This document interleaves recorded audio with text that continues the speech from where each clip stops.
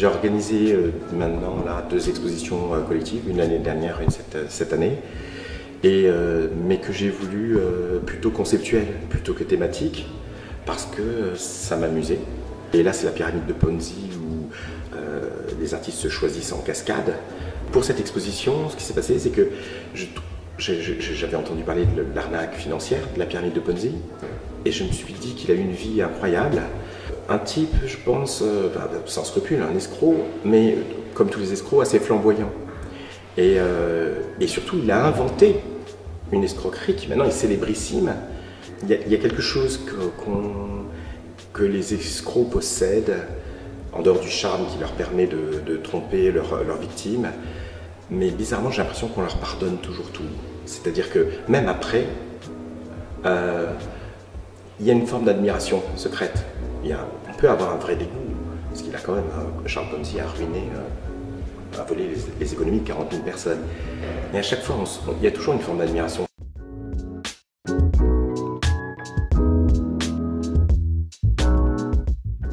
Et donc la figure du commissaire, il y a de très grands commissaires d'exposition, mais elle est piégée. Elle peut très facilement corrompre la personne qui l'occupe.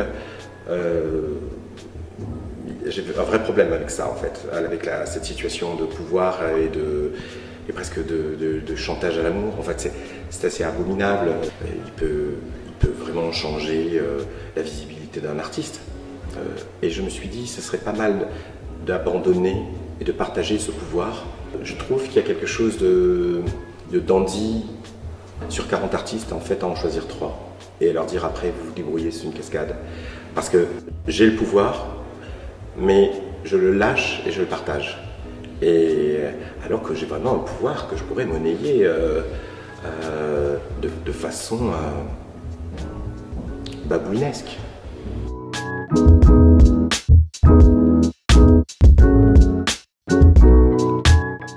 Alors, une fois que j'ai eu l'idée de l'exposition, j'ai fait des comptes parce que ça va très vite. Donc je me suis dit, puis il y a la magie du chiffre 3. Et j'ai demandé donc à 3 artistes que je désignais moi, que j'ai sélectionnés, d'en sélectionner 3 autres, totalement librement. Et à ces 3 artistes que vous sélectionnez, vous demandez à chacun d'en choisir encore 3 avec la même liberté. C'est-à-dire que vous-même, vous n'aurez pas plus de regard.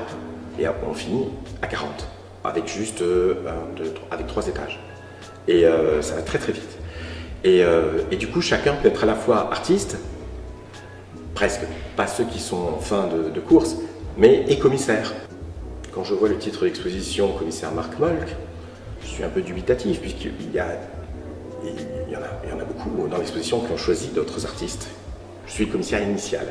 Il fallait que je choisisse de façon maligne les 3 premiers, puisqu'il fallait que la pyramide se poursuive, et quand même, je voulais que ce soit une sélection de qualité, donc il fallait que je fasse confiance à ces artistes. Donc j'ai étalé sur 30 ans, en fait, hommes, femmes, et des artistes à la fois dont j'aimais le travail, dont j'avais une estime forte du travail, et dont je me disais, ils sont capables, eux aussi, de faire des choix, et de faire des choix intelligents, c'est-à-dire variés. Parce que je les ai tous laissés libres, mais je leur ai quand même dit, pensez à une chose, c'est que c'est à la diversité, en fait. Beaucoup de gens s'imaginent que pour défendre leur façon de peindre, ils doivent disqualifier les autres types de peintures. Je trouve ça un peu absurde, en fait. Même les peintures qu'on n'aime pas, qu'on n'apprécie pas, on peut les aimer 5 ans plus tard. C'est bien de donner à voir la peinture, pas seulement une peinture. J'ai une passion pour le choix. S'il n'y a que des gâteaux au chocolat ou à la noix de pécan, parce que le marié ou la mariée aime le chocolat et la noix de pécan, pour moi, c'est pas un mariage, c'est un enterrement. Mais par contre, voilà, donc c'est l'idée aussi de foisonnement. Des arts comme la littérature ou la peinture concernent finalement, je pense, 10% de l'humanité. Et ça a toujours été à peu près ça. Et encore, sur les 10%, il y en a plein qui n'y ont pas accès. Donc finalement, toute l'histoire de la peinture ou toute l'histoire de la littérature, c'est une histoire qui est portée par très peu de monde, en fait. Il y a des bons peintres de partout, en nombre égal, à toutes les époques, dans tous les pays. En tout cas, c'était ça l'ambition, d'essayer d'être très sérieux. Donc il y a un propos théorique, et puis aussi on s'amuse.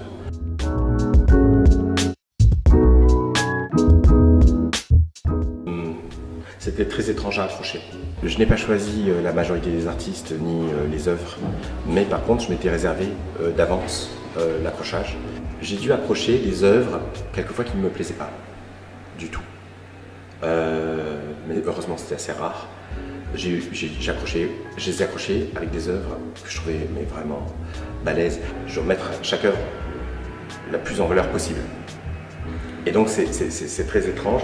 Je ne pense pas qu'on puisse, avec mon accrochage, savoir ce que je préfère à ce que je préfère moi. J'avais 40 artistes avec des styles différents à accrocher, avec des supports différents, des tailles d'œuvres différentes. Donc a priori, le risque, c'était que ça finisse en souk. Je ne voulais pas l'effet souk, je ne voulais pas des effets de tunnel d'œuvres qui étaient parentes. Je ne voulais pas, je voulais forcer les gens à regarder chaque œuvre. Et quelquefois, pour forcer quelqu'un à regarder une œuvre, il faut la mettre trop haut ou trop bas, ou à côté d'une œuvre qui n'a rien à voir avec cette œuvre. Donc, ce que j'ai fait en premier, c'est que j'ai sacrifié la moitié des murs de la galerie, qui sont vides, blancs, et j'ai accroché l'ensemble des œuvres sur les murs extérieurs de la galerie, pour qu'il n'y ait pas de dialogue de face à face en fait, entre deux murs qui se faisaient face et qui est uniquement des jeux entre des peintures qui étaient les unes à côté des autres. Ensuite, j'ai interprété librement. J'ai mis quand le tableau représentait un chien, je l'ai mis à la hauteur d'un chien. Ça me paraissait naturel. Après, je me suis raconté des histoires. Il y a des coins d'exposition. Je me suis dit, bon, voilà, ça c'est une femme qui est chez elle et qui écoute la fête de la musique à l'extérieur. Il y a des explosions, etc. Mais elle est tranquillement chez elle. Il y a une plante à côté. Et j'ai fait dialoguer différentes œuvres comme dans une sorte de songe qui m'est personnel, en fait. Donc, ce que je voulais faire, c'était qu'il y ait des parentés. Et en même temps, je voulais que les œuvres soient très différentes les unes à côté des autres, parce que je trouve qu'elles se mettent en valeur. Donc, c'est fait au feeling, mais avec quand même beaucoup d'inquiétudes techniques. J'aimerais bien que les gens rentrent chez eux en se disant, mais moi aussi je peux le faire. Que les gens se mettent à peindre. Tout le monde, on dit sans arrêt que tout le monde a un roman à écrire, mais tout le monde a une peinture à faire aussi.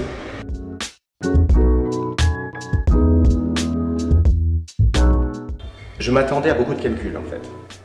Mais j'ai été surpris par la quantité de motifs affectifs qui se sont mêlés à ces calculs. C'est très étrange, parce que je croyais que tous les acteurs du milieu fonctionnaient avec des critères comparables. Et pas du tout. Donc c'est assez rassurant. Il y a une diversité. Il y a des gens qui ont invité des personnes beaucoup moins célèbres pour les aider. Il y a des gens qui ont invité des personnes plus célèbres pour rentrer en contact avec elles. Il y a des gens qui ont invité des gens qu'ils aimaient, pas seulement des amis, mais des amours en fait. Je ne pensais pas que c'était aussi important et ça m'a rendu optimiste.